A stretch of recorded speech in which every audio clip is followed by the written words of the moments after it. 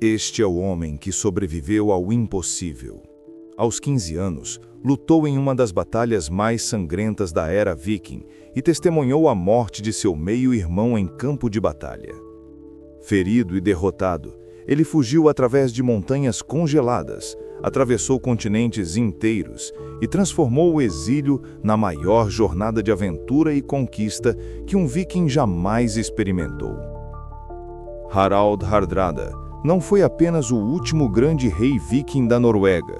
Ele foi comandante da elite da guarda varangiana em Constantinopla, guerreiro mercenário na Rússia de Kiev, conquistador de fortalezas árabes no Mediterrâneo e o homem que quase mudou o destino da Inglaterra em 1066. Sua vida foi marcada por batalhas impossíveis, riquezas inimagináveis, traições imperiais, amores proibidos e uma ambição que nunca se satisfez. Mas como um adolescente fugitivo se tornou o guerreiro mais temido da Europa? O que ele viu nas ruas douradas de Constantinopla? Quais segredos ele levou do Oriente para o Norte? E por que sua morte, em um campo de batalha na Inglaterra, marcou o fim de uma era inteira? Esta é a história real e surpreendente de Harald Hardrada, o último viking. Prepare-se para uma jornada épica que atravessa 3 continentes, 4 décadas e os limites da própria sobrevivência humana. No ano de 1015, nas terras férteis de Hingereik, no coração da Noruega, nasce um menino destinado à grandeza e à tragédia. Seu nome é Harald Sigurdsson, filho do rei regional Sigurd-Syr e da rainha Åsta Gudbrandsdóttir. Mas o que poucos sabem é que Åsta já havia sido casada antes, e desse primeiro casamento nasceu Olaf Haraldsson, que se tornaria o rei Olaf II da Noruega. Harald cresce à sombra de seu meio-irmão 15 anos mais velho, já um guerreiro experiente e rei respeitado. As salas do Salão Real em Hingereik ecoam com histórias de batalhas, conquistas e a recente conversão da Noruega ao cristianismo, liderada pelo próprio Olaf. O jovem Harald absorve cada palavra, cada lenda, cada ensinamento sobre a arte da guerra.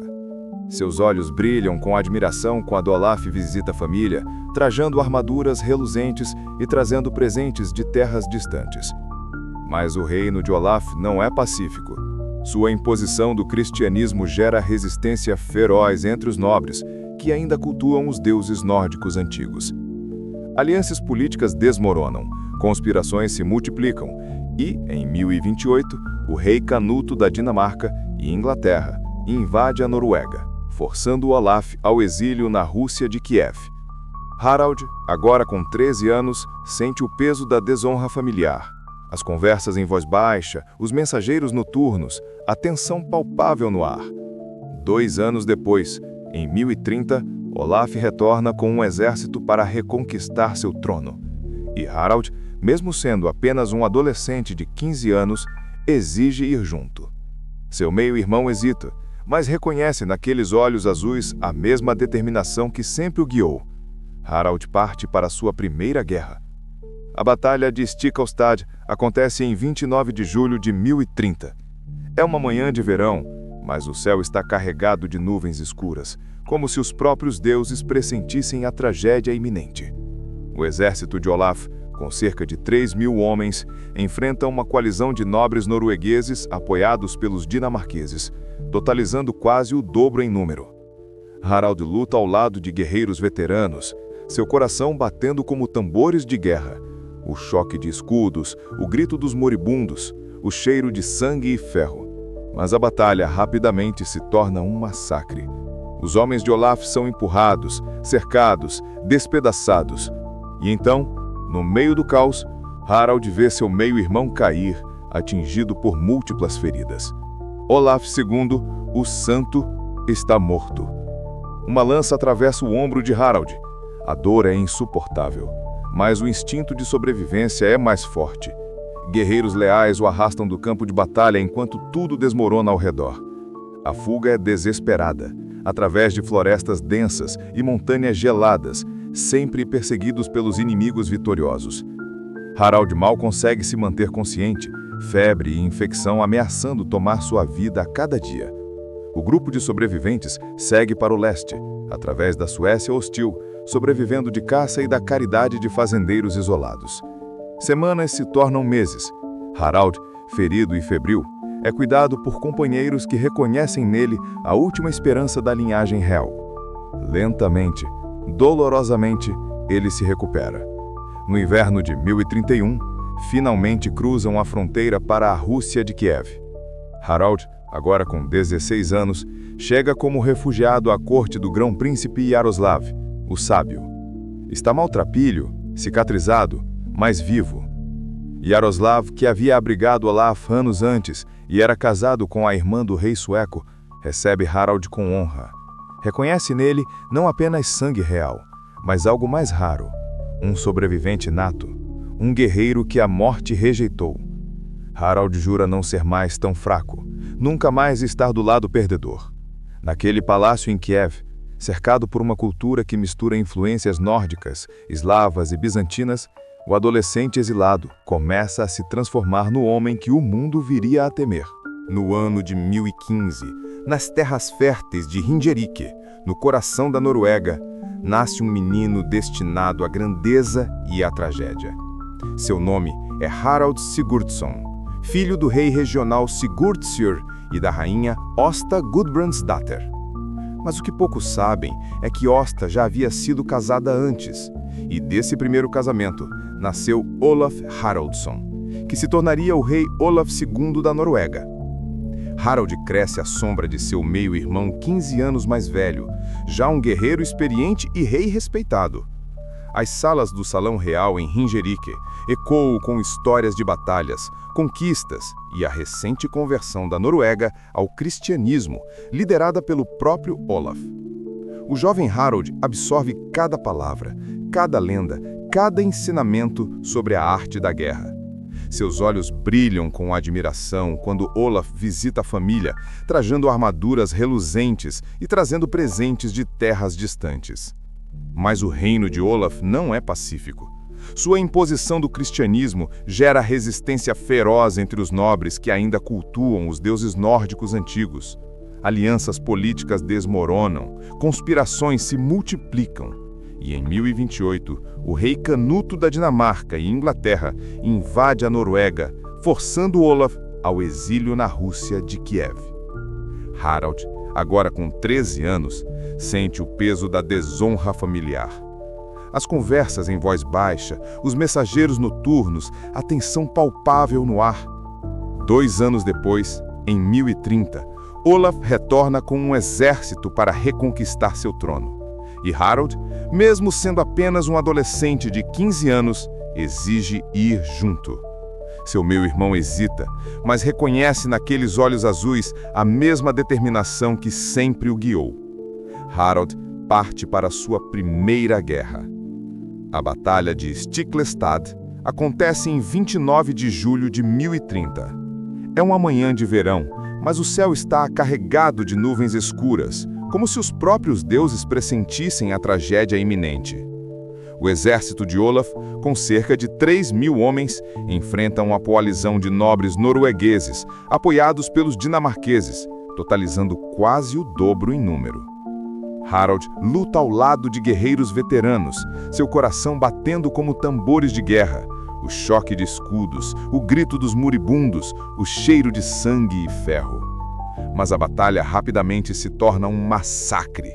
Os homens de Olaf são empurrados, cercados, despedaçados. E então, no meio do caos, Harald vê seu meio-irmão cair, atingido por múltiplas feridas. Olaf II, o Santo, está morto. Uma lança atravessa o ombro de Harald. A dor é insuportável, mas o instinto de sobrevivência é mais forte. Kiev, no início do século XI, é uma cidade que pulsa com vida e contradição. Suas ruas de terra batida contrastam com as igrejas de cúpulas douradas recém-construídas após a conversão ao cristianismo, liderada pelo próprio Olaf. Mercadores árabes, escandinavos, bizantinos e eslavos negociam nas praças movimentadas. O cheiro de especiarias exóticas mistura-se ao aroma de cerveja de mel e pão fresco. É aqui, neste caldeirão cultural, que Harald Sigurdsson, agora com 16 anos, inicia sua transformação de refugiado a guerreiro profissional. Yaroslav, o sábio, não é apenas um príncipe benevolente. É um estrategista político brilhante que entende o valor de ter um príncipe viking exilado em sua corte. Harald recebe alojamento, comida e, mais importante, um posto no exército principesco. Começa como um soldado comum, mas sua linhagem real e experiência em Stiklestad logo chamam a atenção. Os primeiros meses são de adaptação brutal.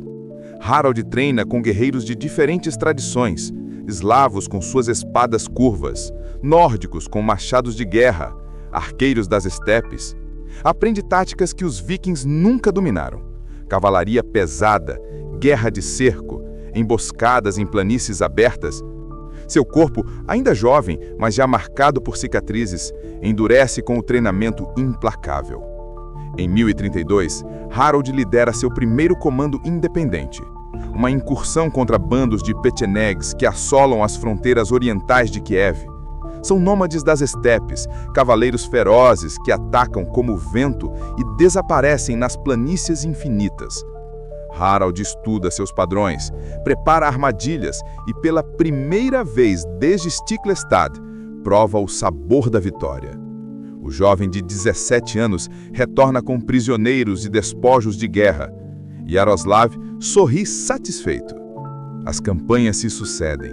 Expedições contra poloneses ao oeste, contra tribos bálticas ao norte, contra saqueadores que ameaçam as rotas comerciais fluviais tão vitais para Kiev.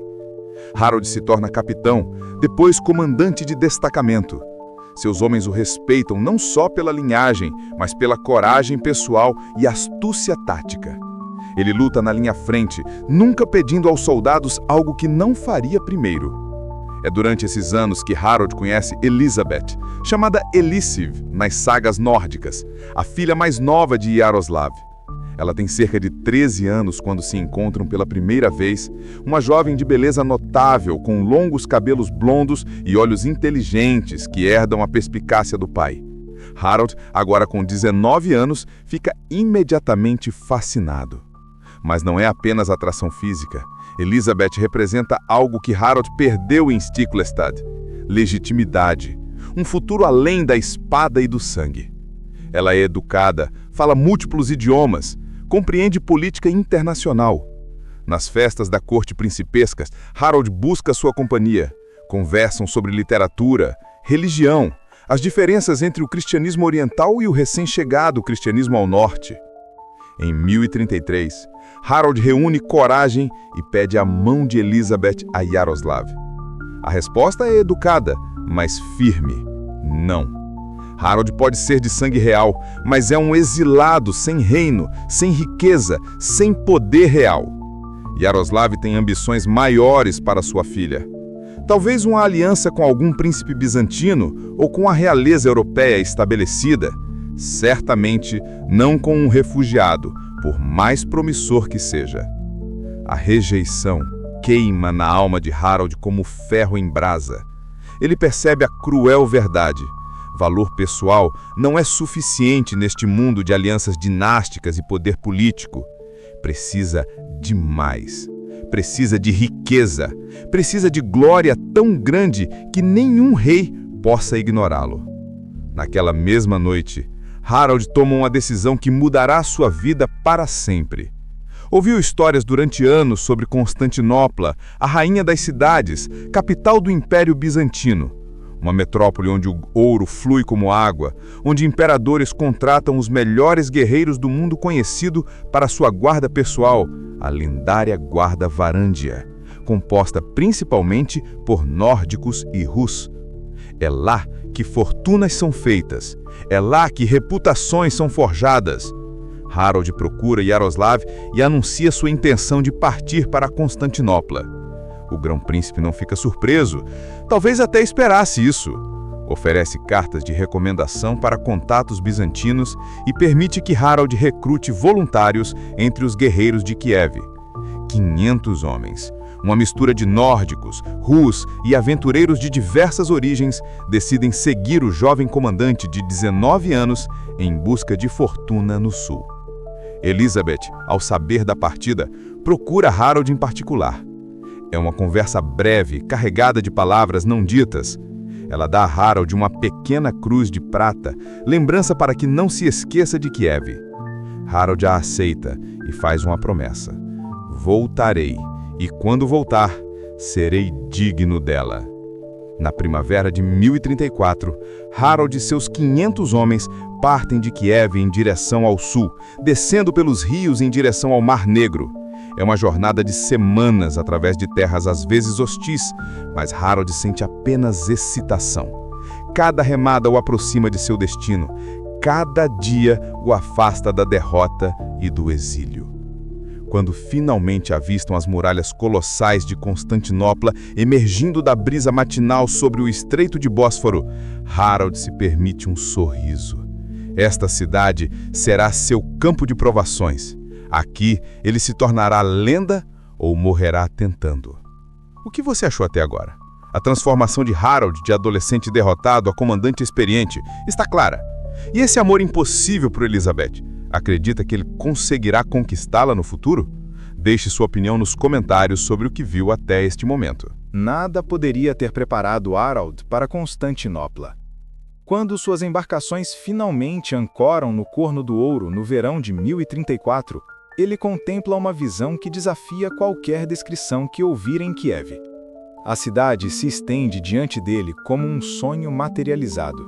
Muralhas triplas que parecem tocar o céu, cúpulas douradas que refletem o sol da manhã, torres de mármore branco, palácios de proporções impossíveis. O ar traz cheiros desconhecidos, incenso, especiarias orientais, o mar salgado misturado ao aroma de milhares de fornos de padaria. Constantinopla, em 1034, não é apenas uma cidade. É o centro do mundo civilizado, com 500 mil de habitantes, mais do que toda a população da Noruega, combinada. Suas ruas são pavimentadas com pedra, algo que Harold nunca vira. Aquedutos romanos trazem água limpa de montanhas distantes. A Águia Sofia, com sua cúpula monumental, domina o horizonte espiritual da cidade. Mercados fervilham com produtos de 3 continentes: sedas da China, marfim da África, âmbar do Báltico, prata da Pérsia. Harold e seus 500 homens são recebidos com a cautela típica dos bizantinos. Estes nórdicos não são os primeiros e certamente não serão os últimos a buscar fortuna na capital. Um oficial imperial, falando um grego misturado com termos nórdicos, os conduz através das ruas até um quartel próximo ao grande palácio imperial. As cartas de recomendação de Yaroslav abrem portas. Harold receberá audiência para ingressar na Guarda Varangiana.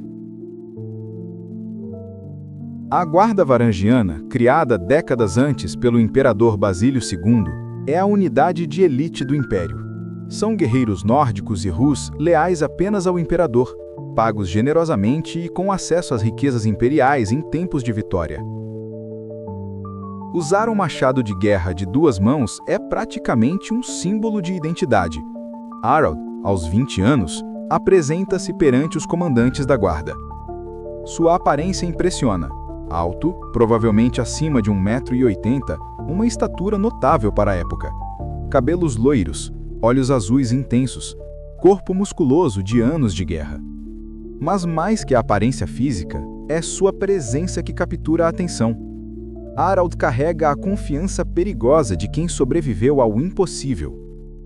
Após demonstrações de habilidade marcial e após os comandantes verificarem suas credenciais, Harold e seus 500 homens são aceitos na guarda. Os primeiros meses são de adaptação. Harold aprende grego rapidamente, essencial para navegar as complexas intrigas da corte bizantina. Estuda as táticas imperiais, formações de infantaria pesada, uso coordenado de cavalaria catafracta, guerra naval com fogo grego, cerco científico de fortalezas. Os bizantinos transformaram guerra em ciência, documentando cada aspecto em manuais militares.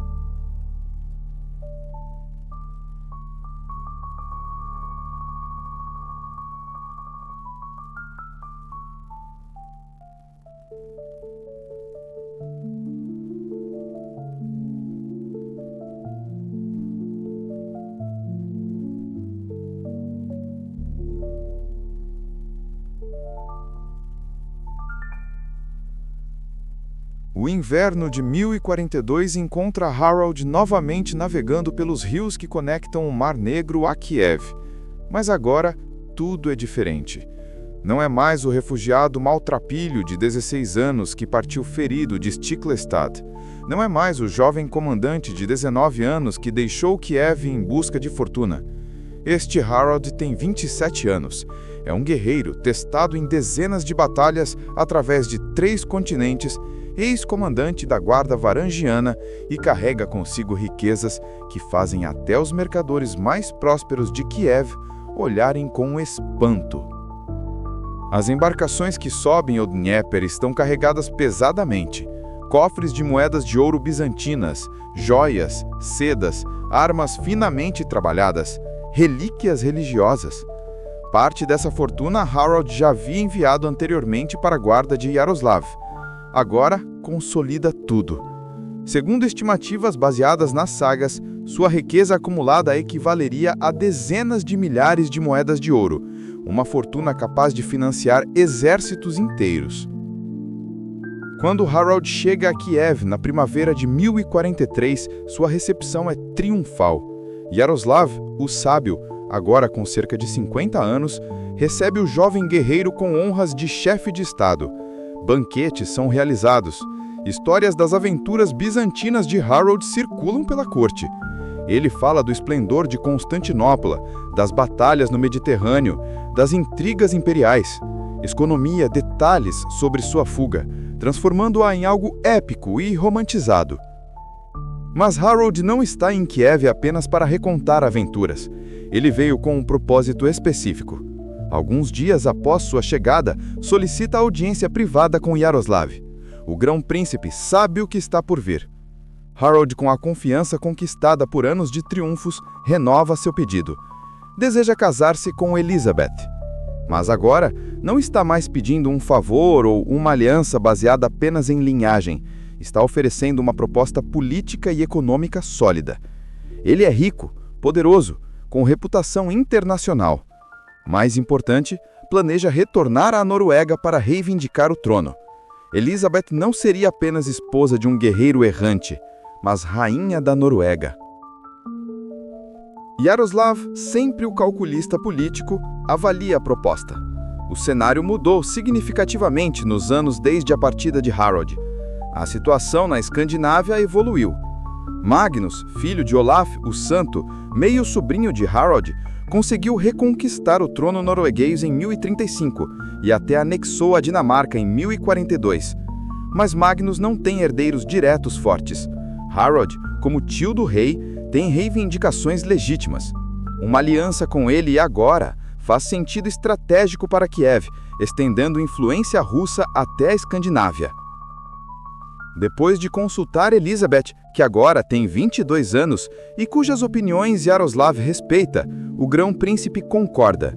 O casamento é aprovado. Para Harold, é a conquista de uma vitória tão doce quanto qualquer batalha. Elizabeth não é apenas bela e educada, é a validação de tudo que ele suportou desde Stiklestad. Cada ferida, cada batalha, cada momento de exílio tinha este propósito: tornar-se digno. O casamento acontece em Kiev em 1044, uma cerimônia grandiosa que combina tradições ortodoxas russas com elementos nórdicos. A igreja está repleta de ícones dourados. O aroma de incenso preenche o ar e sacerdotes entoam orações em eslavo eclesiástico. Elizabeth, trajando vestes bordadas com fios de ouro e uma coroa nupcial tradicional, é a imagem da realeza russa. Harold, em sua melhor armadura cerimonial decorada com motivos bizantinos, representa o guerreiro viking que conquistou o mundo. Após o casamento, o jovem casal se estabelece temporariamente em Kiev. Elizabeth está grávida de sua primeira filha, que nasce em 1045. Mas ambos sabem que Kiev é apenas uma parada. O destino de Harold está no norte, na Noruega, recuperando o trono que pertencia a seu meio-irmão e que agora, por direito de sangue, pertence a ele também. Em 1045, Harold inicia preparativos para o retorno à Escandinávia. recruta guerreiros, adquire embarcações, garante que sua fortuna seja transportada com segurança.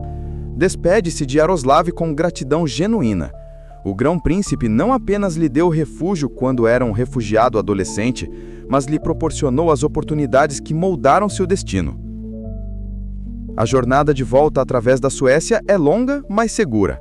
Harold viaja com uma comitiva impressionante, centenas de guerreiros veteranos das campanhas de Kiev e Constantinopla, Elizabeth e sua comitiva de damas russas, cofres de tesouros, presentes diplomáticos. Quando finalmente cruzam para território norueguês em 1046, Harold sente uma emoção que não experimentava há 15 anos. Está em casa. Mas a Noruega de 1046 não é a Noruega que ele deixou. Seu meio-irmão, Magnus, apelidado de O Bom, governou relativamente bem, consolidando o cristianismo e mantendo paz interna. Mais impressionante, Magnus conquistou a Dinamarca após a morte do rei Canuto, reunindo temporariamente os dois reinos sob uma coroa. Magnus é popular, jovem, estabelecido. Harold poderia tentar tomar o trono pela força, tem recursos e guerreiros para uma campanha militar, mas opta por diplomacia. Afinal, Magnus é família. Mais importante, Harold aprendeu em Constantinopla que às vezes negociação é mais eficaz que batalha. O encontro entre tio e sobrinho acontece em Sigtuna, na Suécia. Magnus, com cerca de 22 anos, vê pela primeira vez Harold, agora com 31. O contraste é interessante. Magnus é jovem, idealista, criado como rei. Harold é endurecido pela guerra, pragmático, moldado pelo exílio e conquista. As negociações são tensas, mas civilizadas. Harold apresenta suas reivindicações baseadas em sangue real. Magnus reconhece a validade, mas naturalmente não deseja partilhar o poder. Conselheiros de ambos os lados argumentam, ameaças veladas são feitas, alianças potenciais são mencionadas. Finalmente, alcançam um acordo. Compartilharão o trono norueguês como co-reis. Magnus retém a Dinamarca exclusivamente, mas a Noruega será governada conjuntamente. É uma solução inusitada, mas pragmática. Magnus ganha um aliado poderoso e evita a guerra civil. Harold obtém posição real legítima e base de poder. O acordo é selado em 1046. Harold Sigurdsson, que partiu como refugiado adolescente após Stiklestad, retorna como Harald III, rei da Noruega. Elizabeth é agora rainha. Seu exílio de 15 anos terminou. Mas para Harold, este não é o fim da jornada. É apenas o começo. Ele não atravessou continentes, lutou em incontáveis batalhas e acumulou fortunas lendárias apenas para ser co-rei. Sua ambição é maior, muito maior. E o destino, como sempre irônico, está prestes a lhe dar uma oportunidade inesperada. A corregência entre Harald e Magnus deveria ter sido o início de uma nova era de estabilidade para a Noruega. Na prática, é uma aliança tensa entre dois homens com temperamentos completamente opostos. Magnus, o Bom, governou com relativa gentileza, mediando disputas, ouvindo conselhos, tentando equilibrar os interesses dos diversos nobres noruegueses. Harald, forjado nas intrigas mortais de Constantinopla e nas guerras brutais do Mediterrâneo, tem uma abordagem muito diferente de governança. Mas, em 25 de outubro de 1047, apenas um ano após o acordo de partilha, Magnus morre subitamente. Ele tem apenas 23 anos. As causas são debatidas. Alguns sugerem doença, outros apontam para as exaustões das campanhas militares contínuas. O que importa é o resultado. Harald, aos 32 anos, torna-se o único rei da Noruega. A rapidez com que Harald consolida poder absoluto revela o estrategista que passou anos observando a política bizantina. Não há período de transição suave. Não há consultas prolongadas aos nobres. Harald simplesmente assume controle total, e aqueles que questionam rapidamente descobrem por que ele será conhecido como Hardrada, o governante severo, o governante implacável. Um dos primeiros atos que define seu reinado envolve Einar Tambardialveig, um dos nobres mais poderosos e respeitados da Noruega. Einar havia sido próximo a Magnus e esperava manter influência significativa sobre o novo rei. Harald, no entanto, não tem paciência para nobres que se consideram iguais ao rei. Quando Einar se mostra demasiadamente assertivo em questões de política real, questionando decisões de Harald publicamente, a resposta é rápida e brutal. Em 1050, durante uma assembleia em Trondheim, Harald acusa Einar de traição. A evidência é circunstancial, possivelmente fabricada, mas antes que qualquer julgamento formal aconteça, Einar e seu filho Eindrid são executados. A mensagem para a nobreza norueguesa é cristalina. Este não é Magnus o Bom. Este é um rei que não tolera desafios, que governa com mão de ferro, que aprendeu nas cortes orientais que poder compartilhado é poder diminuído. A execução de Einar choca a sociedade norueguesa, mas também estabelece Harald como governante absoluto. A oposição aristocrática se dissolve rapidamente. Aqueles que não podem aceitar o novo regime escolhem o exílio. A maioria, pragmaticamente, se submete. Harald não busca ser amado, busca ser obedecido. Para consolidar alianças e garantir lealdade das regiões do norte da Noruega, Harald toma uma segunda esposa em 1048, Thora Thorbergsjotter, filha de uma família nobre do norte. Poligamia não era incomum entre reis escandinavos, especialmente quando motivada por razões políticas. Elizabeth, sua esposa principal e rainha oficial, permanece em posição superior, mas Thora garante a Harald apoio crucial das famílias nortistas. Desta união com Thora, nascem 2 filhos, Magnus e Olaf.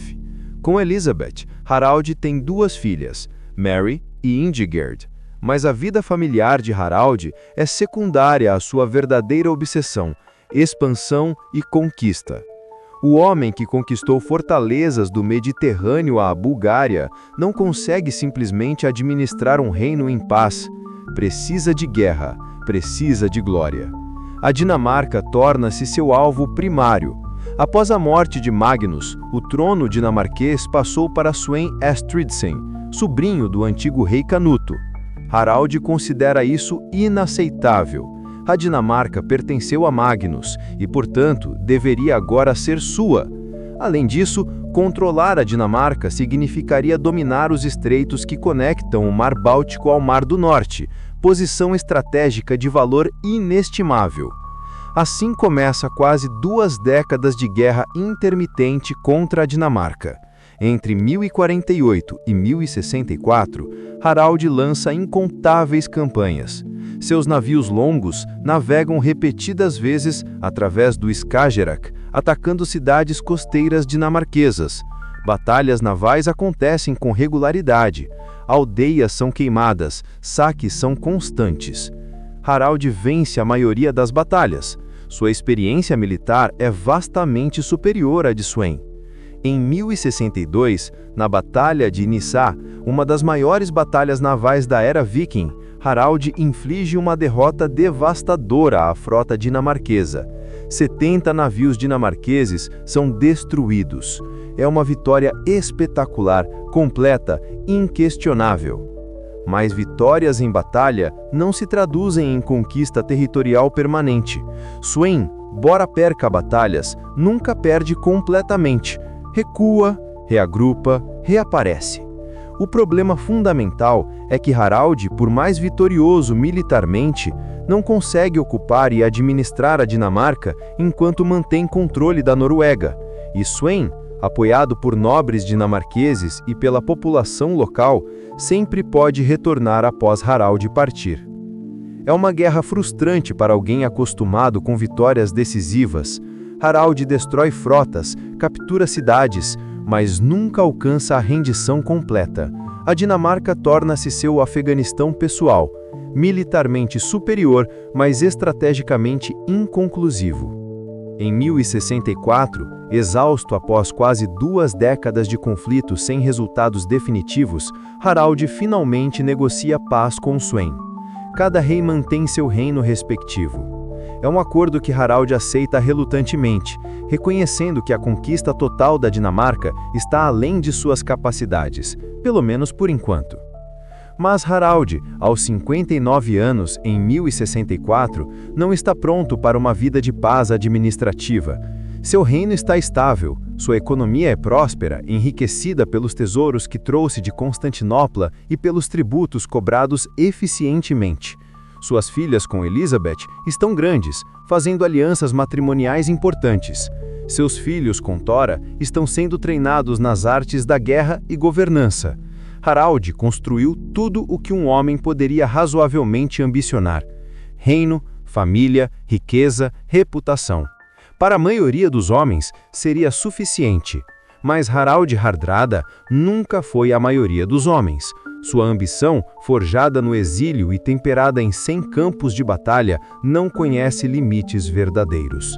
E então, em janeiro de 1066, chega uma notícia que muda tudo. Edward, o confessor, rei inglês, morreu sem herdeiros diretos. O trono inglês está em disputa. E Harald, através de conexões genealógicas complicadas envolvendo acordos anteriores entre Magnus e reis ingleses, acredita ter reclamação legítima. Mais importante, recebe uma visita inesperada. Tostig Godwinson, irmão de Harald Godwinson, que acabou de ser coroado rei da Inglaterra. Tostig foi conde da Nortúmbria, mas foi banido após governar de forma tirânica. Está furioso, sedento por vingança contra o irmão e oferece a Harald exatamente o que ele sempre desejou: justificativa e apoio local para uma invasão massiva. Para Harald é irresistível. A Inglaterra é rica, fértil, estrategicamente vital. Conquistá-la seria a coroação de uma vida de conquistas. Seria a glória definitiva. O feito que seria cantado em sagas por 1000 anos. Aos 51 anos, Harald decide jogar tudo em uma última aposta. Convocará o maior exército de invasão que a Noruega pode reunir, cruzará o Mar do Norte e tomará a Inglaterra. É uma decisão que mudará o curso da história europeia, mas não da maneira que Harald imagina. Janeiro de 1066. Eduardo, o confessor, rei da Inglaterra, está morto. O que deveria ser uma transferência pacífica de poder torna-se imediatamente uma crise sucessória europeia.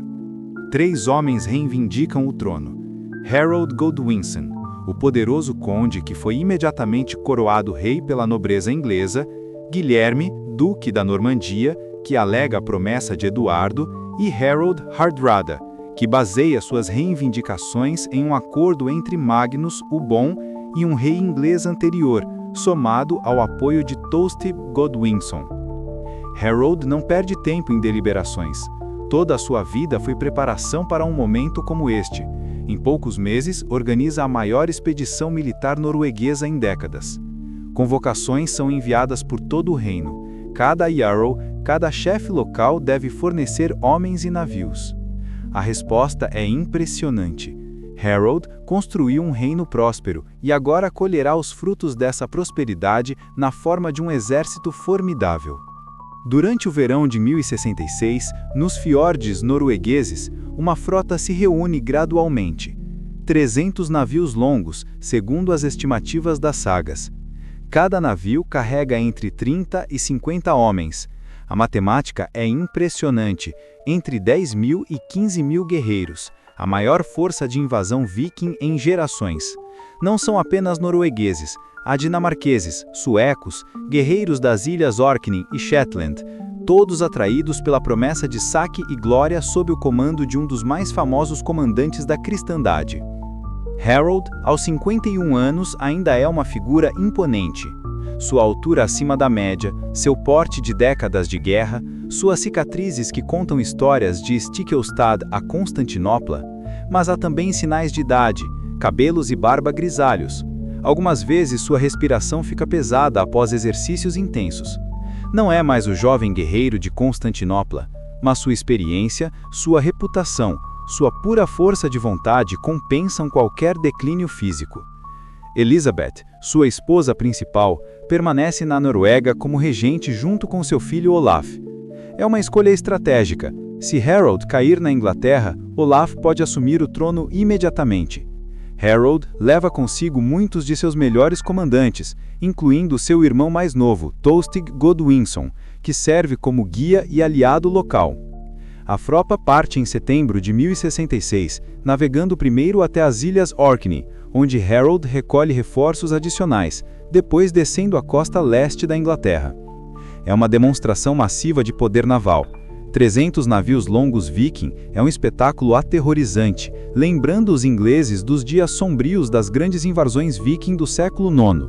Em meados de setembro de 1066, a frota alcança o estuário do rio Humber, no nordeste da Inglaterra. Aqui, Harold estabelece sua cabeça de praia, ancorando a frota e desembarcando seu exército. A região, a Nortúmbria, é onde Tostig havia governado, e ele garante a Harold que haverá apoio local. Na prática, há mais medo do que apoio.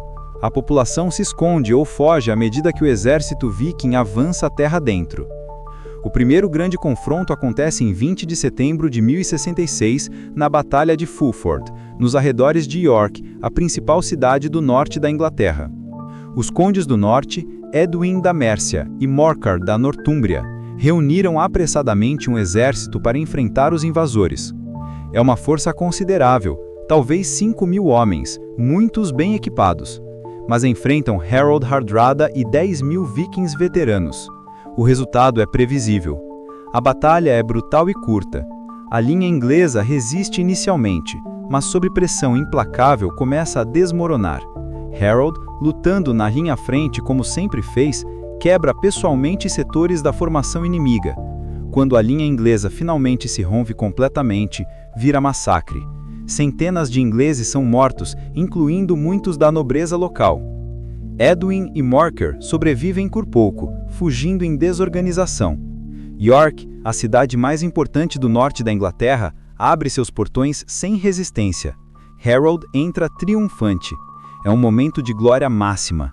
Em menos de 2 semanas desde o desembarque, destruiu o exército do norte e capturou a capital regional.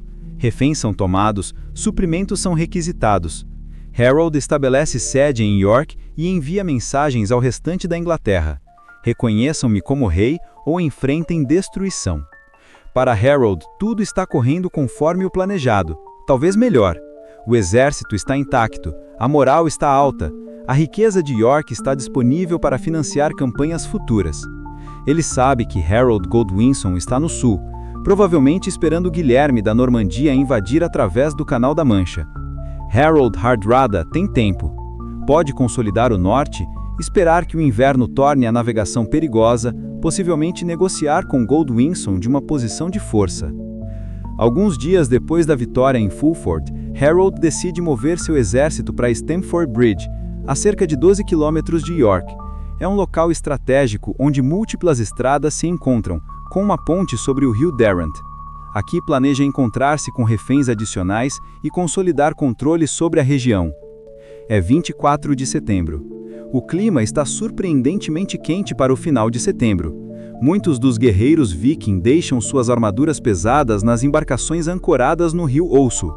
Afinal, não há inimigos por perto. O exército do norte foi destruído. Harold Godwinson está a 300 quilômetros ao sul. É um momento de relaxamento merecido. Harold permite que seus homens descansem. Alguns nadam no rio, outros bebem hidromel. A atmosfera é quase festiva. Vitória está no ar. A Inglaterra parece estar ao alcance. Mas Harold Hardrada, o sobrevivente de Stiklestad, o veterano de Constantinopla, o conquistador de 80 fortalezas, está prestes a cometer o erro fatal de sua vida. Ele subestimou completamente a determinação e a velocidade de seu principal adversário. Porque ao amanhecer de 25 de setembro, algo impossível está acontecendo. O exército de Harold Godwinson, que deveria estar no sul, está marchando em direção a Stamford Bridge, e Harold Hardrada não faz ideia do que está prestes a acontecer. 25 de setembro de 1066. O sol da manhã brilha sobre os campos ao redor de Stamford Bridge. Harold Hardrada, o último grande rei viking, está prestes a viver suas últimas horas, embora não saiba ainda. A história, que começou em um campo de batalha perdido em Stiflestad 36 anos antes, terminará em outro campo de batalha, desta vez com consequências que reverberarão por séculos. O exército viking está disperso e despreocupado. Metade das forças nem está presente. Harold deixou contingentes significativos guardando os navios ancorados no rio Ouse, a vários quilômetros de distância. Os que estão em Stamford Bridge aproveitam um clima excepcionalmente quente. Muitos tiraram suas burney, as pesadas camisas de malha que são essenciais, mas incômodas. Escudos estão encostados em árvores. Armas, embora sempre próximas, não estão em mãos. Harold e seus comandantes estão do outro lado da ponte sobre o rio Derwent, inspecionando a área, discutindo logística, esperando pelos reféns prometidos pelas cidades próximas. A atmosfera é relaxada. Afinal, 5 dias se passaram desde a destruição do exército inglês em Fulford. Harold Godwinson está no sul. Não há ameaça imediata. Então, por volta de meio-dia, vigias começam a gritar. No horizonte, uma nuvem de poeira, e então, emergindo da estrada que vem de York, uma visão aterrorizante.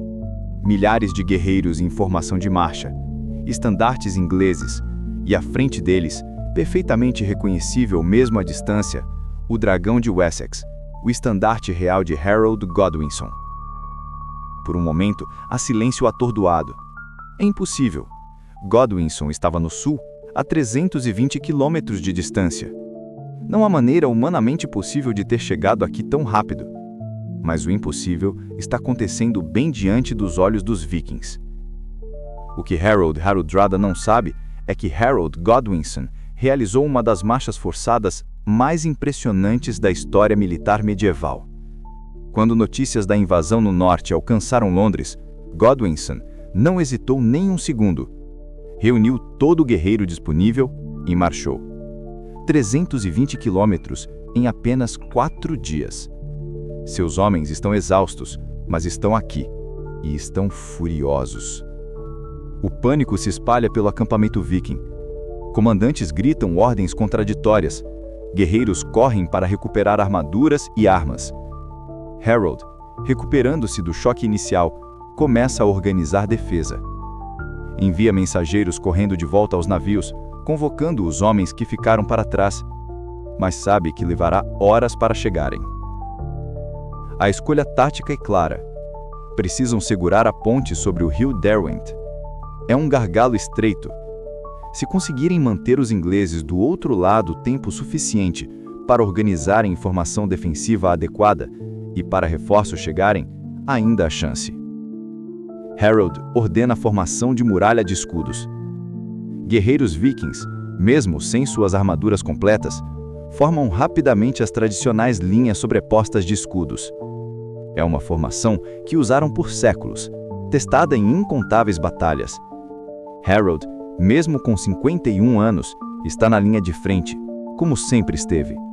Segura seu machado de guerra, uma arma que carregou desde Constantinopla. Do outro lado do rio, Harold Godwinson observa a situação. Vê os vikings se organizando, percebe que muitos estão sem armaduras completas. Entende que tem vantagem crucial: surpresa e preparação. Seus homens estão exaustos da marcha, mas estão armados e prontos. Segundo lendas posteriores, Godwinson oferece termos a Harold Hardrada. Retire-se para seus navios, retorne à Noruega e não haverá mais derramamento de sangue. Harold, orgulhoso, recusa. Oferece batalha. Godwinson também oferece termos a Tostig, seu próprio irmão. Restauração de suas terras se abandonar Harold. Tostig, leal, ou talvez simplesmente orgulhoso demais para recuar, também recusa. A batalha começa. Os ingleses atacam a ponte em ondas. É uma luta desesperada e sangrenta. A ponte é estreita, permitindo apenas poucos homens atravessarem de cada vez. Um guerreiro viking gigantesco, cujo nome se perdeu na história, mas cuja ação foi imortalizada, segura a ponte sozinho com um machado enorme. Durante quase 1 hora, mata dezenas de ingleses que tentam atravessar. É um feito heróico, digno das maiores sagas. Finalmente, segundo relatos, um inglês astuto navega por baixo da ponte em um barril e empurra uma lança através das tábuas de madeira, ferindo mortalmente o defensor solitário. A ponte cai. O exército inglês inunda o outro lado. Agora é batalha aberta. Muralha de escudos contra muralha de escudos. O tipo de combate que Harold conhece intimamente. Sua experiência assume controle. Ele lidera contra-ataques, reorganiza linhas, pessoalmente luta com ferocidade de um homem de metade da sua idade. Por horas, a batalha se equilibra. Vikings lutam com a desesperança de homens que sabem estar em desvantagem severa.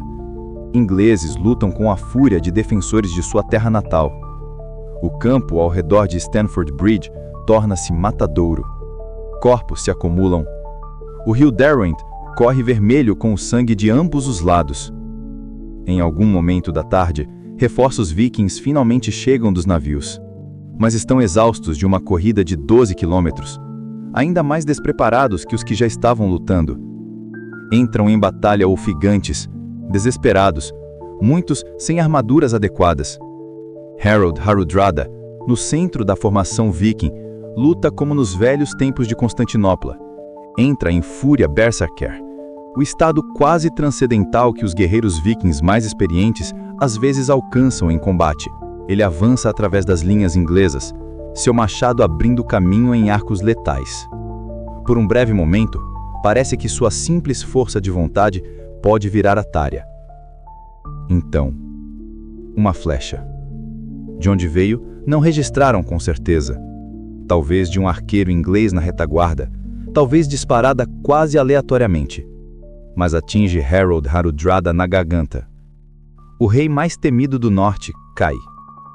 Não há morte dramática, não há últimas palavras registradas. Harold simplesmente cai, sangue jorrando de seu pescoço, a força abandonando seu lendário corpo. Aos 51 anos, após sobreviver a Stiklestad, as montanhas da Suécia, as campanhas na Rússia de Kiev, as batalhas do Mediterrâneo, as intrigas de Constantinopla, há décadas de guerra contra a Dinamarca, Harold Hardrada morre em um campo anônimo no norte da Inglaterra. Sua morte quebra o espírito viking. Tostig Godwinson cai logo depois, também morto em combate. Os comandantes restantes tentam manter formação, mas é inútil. Quando o sol começa a se pôr, a linha viking finalmente se desintegra. Alguns fogem em direção aos navios, muitos são caçados e mortos, outros se rendem. De um exército de 10.000 a 15.000 homens que invadiram a Inglaterra apenas 2 semanas, apenas uma fração sobrevive. Harold Godwinson, generoso na vitória, permite que os sobreviventes retornem à Noruega, mas onde 300 navios chegaram, apenas 24 são necessários para levar os sobreviventes de volta. O corpo de Harold é recuperado do campo de batalha. Eventualmente, após negociações, será devolvido à Noruega e enterrado na igreja de Maria em Trondheim. Sua esposa Elizabeth retorna para seus domínios com suas filhas. Seu filho Olaf assume o trono norueguês como Olaf III. A dinastia continua. Mas a era viking terminou em Stamford Bridge. Harold Hardrada não foi apenas um rei, foi o último representante verdadeiro de uma época, quando guerreiros nórdicos podiam atravessar continentes em busca de glória e fortuna, quando um homem com coragem e astúcia podia mudar seu destino completamente, quando as sagas eram vividas, não apenas contadas. Ironicamente, a morte de Harold mudou a história de maneiras que ele não poderia prever. 3 dias após Stamford Bridge, Guilherme da Normandia desembarca no sul da Inglaterra. Harold Godwinson, exausto da batalha no norte, marcha seu exército cansado 320 quilômetros de volta ao sul. Em 14 de outubro, apenas 19 dias após Stamford Bridge, Harold enfrenta Guilherme na Batalha de Hastings e perde. Se Harold Hardrada tivesse vencido em Stamford Bridge, toda a história subsequente seria diferente. Não haveria conquista normanda, o inglês moderno seria uma língua completamente diferente. A cultura britânica teria evoluído de forma irreconhecível. Mas Harold não venceu, e sua morte, paradoxalmente, permitiu que seu maior rival, Guilherme, conquistasse o que ambos ambicionavam. Harold Hardrada viveu 51 anos intensos, sobreviveu ao impossível múltiplas vezes, acumulou riquezas lendárias, comandou os maiores exércitos de seu tempo, lutou em 3 continentes, amou, governou, conquistou. A morte de Harald Hardrada em Stamford Bridge, apenas 3 semanas antes da Batalha de Hastings, mudou o curso da história. Se ele tivesse vencido, a Inglaterra viking seria uma realidade.